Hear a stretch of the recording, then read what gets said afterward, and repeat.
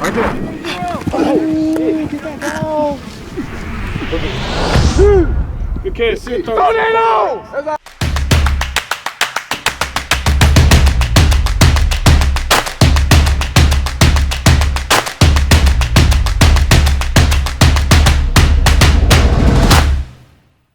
What up? I'm Reggie Thomas, and welcome to Route Breakers, where we're breaking routes on and off the field. On the field, we give you guys all the tools, the coaching, the sauce that you need to become a better defensive back. Off the field, we want you guys to become the best you possible. We got old routes and old habits that we need to break. With the help of God, anything is possible. So if that sounds like something that you're interested in, like this video, subscribe, turn those bell notifications on. Stay tuned in to everything Route Breakers. We're gonna take a look at this first clip here, and this clip right here will explain why I say we have to press with our feet first and hands second. Press with your feet and strike when you can. Sometimes you don't have to strike, but as long as you move your feet well enough, all right, you can impede the release, you can slow the receiver down some kind of way. So I'm gonna play this first clip, then we'll get into the breakdown. So technically, I mean, if we're being real, the receiver dropped the ball. So we actually won the rep, but in my eyes, we lost. On paper, we won. In my eyes, if I'm coaching it, we lost that rep. But initially, starting out, Christian is in a good position. He's about 2 yards off, 1.5, 2 yards off, inside leverage. Perfect. Lineman is perfect. As a receiver, receivers are taught to have a plan when they come to the line. Receivers have a plan. Whatever type of releases they've been practicing or whatever type of release they feel like been working on you all game, they have a plan. That's why we got to be very intentional with our feet. Right here, we didn't have good intentions. Or maybe we did. We just didn't do it. So here, we're in a bad spot. Not a terrible spot, but a bad spot. The reason why I say that, instead of us mirroring him and trying to step out, still keeping that inside leverage, we stepping inside and we striking with the wrong hand. Striking with the wrong hand, it's not horrible, but it's not ideal either. When you strike with that wrong hand, I try to teach my guys to come back with the second, with their 1-2. So we actually practice jamming off hand, jamming wrong hand, and then coming back with the second hand. Christian does that here instead, but he strikes him on the back rather than, shoulder or breastplate. And then here, since we get in a real bad trail position, instead of us being more parallel to the receiver, we're kind of side by side, hips forward. Now it's a track race. I say that all the time. We do not want a track race at corner because we're going to lose. We're going to lose either because we're going to get beat deep or the guy's going to break it down, which Majay does here. So now he is looking to go back for the comeback, and Christian's hips are still up, and they probably should be more parallel so he can break back down on this rock a little quicker. And then at the end, we just lose it at the end.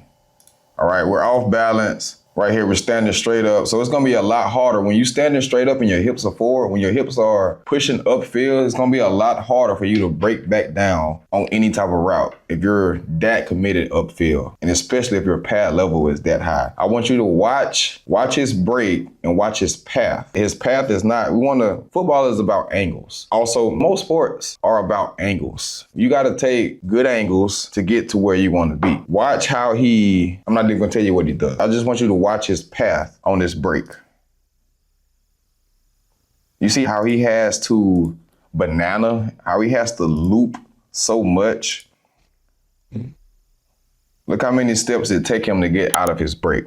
So that tells you that when my hips are more parallel, when my shoulders are more down, when I'm not committed too far upfield, I can break back down quicker, or I can break down more efficiently and a lot cleaner. We can't have this type of break. I mean, that boy stopping more than the Flintstone. Fred Flintstone. Look at his feet. So we got to do a better job at that rep. Plenty of reasons why we lost that rep. Initially, first step, our feet were back. We didn't have intentional feet. We're trying to strike with our hands first instead of moving our feet. Second, we're not parallel with the receiver. Our hips are high, our shoulders are high. And third, we're way too committed upfield. So when it comes down to break down on the route, we're all off balance. Like, we don't have the correct pad level to get back downhill to break up on this route. So be better than this right here. Receiver got to catch the ball though. We won the rep.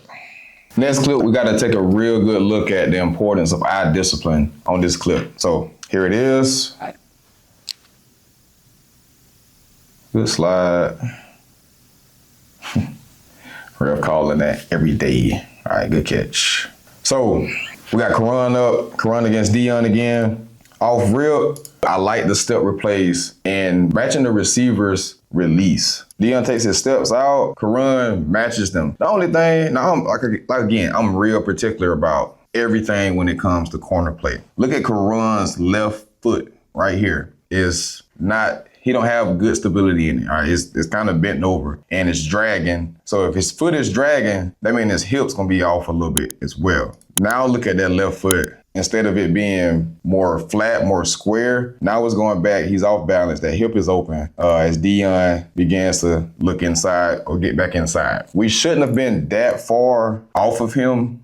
We shouldn't be that far off inside leverage just based off this release. We should have been, he got a little too happy and tried to match him too much. We didn't have to widen out as much. We would have been in better balance for this double release, all right, for the inside release. But we get off balance. Right here, we looking dead at the quarterback. Maybe he think it was a slant.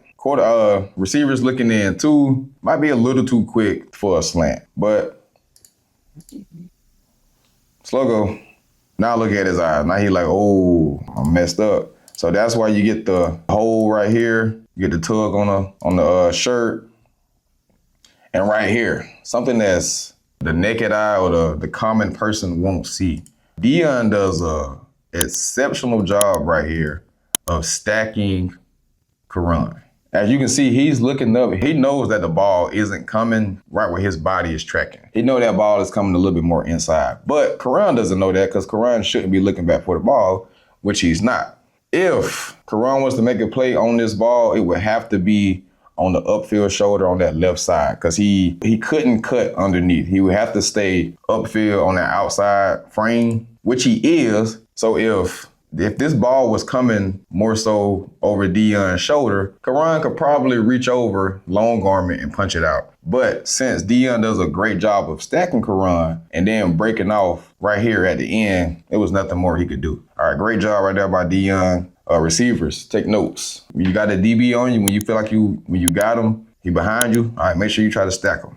So just going back to the top, initially we get a good slide. Remember, you don't have to slide as much because we want to maintain our leverage. The step replace is, obviously I want to be on the receiver, but I still want to maintain my leverage. Right here, we get too far. Now we head up with him. Now the receiver he has the advantage now because we get off balance. And instead of us, again, we don't want to do a plate raise for our press. We want to bench press. All right, Kuron does a plate raise, kind of gets us off balance. Eyes here, we really don't have to be looking at the quarterback too soon. Now I know it's a double move. If I would have been looking at what I need to look at, I would know it's a double move. He takes it upfield. And again, good job stacking. I'm not mad at Kuron looking back right here. Once he gets in phase, notice Dion was looking back right here. Kuron takes 1, 2, 3, 4, about 3 to 4 more steps before he looks back for the ball. Good job. All right, but better job by Dion at stacking. Good ball by the quarterback. We just lost this rep. All right, we probably would have won the rep better if we had better footwork in the beginning and we had better eyes. That's why eye discipline is very important. Through these 2 clips, footwork, eye discipline. If you don't learn anything else from these 2 clips, all right, footwork is important and eye discipline is important as well. So that's it for Press Play. Thank you guys for tuning in. Peace. Remember, Route Breakers isn't just a brand, it's a movement. If you want to support and wear the message, head on over to routebreakersdbs.com so you can pick up your merch. I'm Reggie. Let's keep locking up routes on the field and breaking the wrong ones in life. See you guys in the next video.